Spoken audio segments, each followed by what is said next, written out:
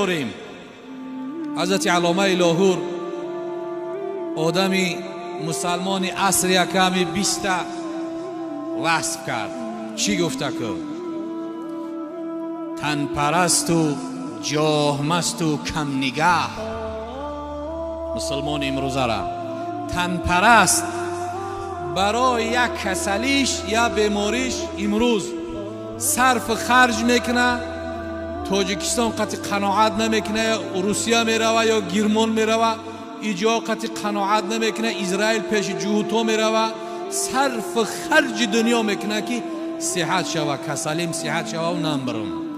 ببین، اما برای ایمانش قدر صرف خرج نمیکنه، برای ایمانش، برای اسلامش قدر دواداو نمیکنه، برای ایمان و اسلامش حتی میگوی در بامداد و در خفتن برای چی در جماعت نیست؟ میگه کار دارم.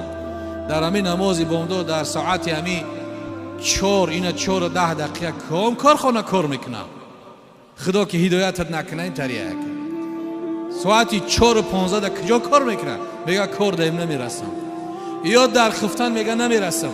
اما برای تن پرستی سلامتیش مردش هم میبینه نمیدونی رو چرخ میزنه فر میگرده. برای دمگیری و سالم کردن بدنش استراحتگاه میره، صرف خرج میلیون ها میکنه در همونجا که تنم صحت شوه و جوان شم نم برم. ببین، اما صحابه رسول الله چگونه بودن؟ صحابه پیامبر چگونه بودن؟ صحابه از دنیا گذشته شد در کدام غزوه؟ صحابه بیان میکنه که یک نفر شهید شد، میگه حتی لباس نیافتیم که کفنش کنیم. یک لطه بود، میگه بالا میکشیدیمش پوچکاش نمایان میشید و پاش میکشیدیم سر نمایان میشید. میگن نصفش به همون لباسش میگه پشاندیم، نصفش ایزخیر علف قطع پشاندیم و گروش کردیم.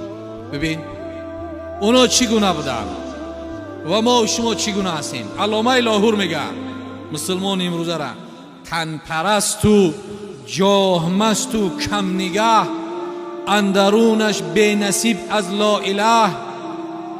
پرده در حرم زاد و کلیسا را مرید، پرده ناموس ما را بردارید. در حرم زاد، پدر و مادرش مسلمان و مسلمان زاده است، اما از چی است؟ از رفتار پدر و مادرش پروایی نداره از دینش. در حرم زاد و کلیسا را مرید، پرده ناموس ما را بردارید. آه از قومی که چشم از خویش بست، دل به غیر الله بس از خودگوش است. دامن او را گرفتن ابلهی است، سینه او از دل روشن تهی است. مومن است و پیشه او کافری است، دین عرفانش سراپا کافری است. در بدن داری اگر سوزی حیات، هست معراج مسلمان در صلات. ور نداری خونی گرمن در بدن، سجده تو نیست جز رسمی کهن.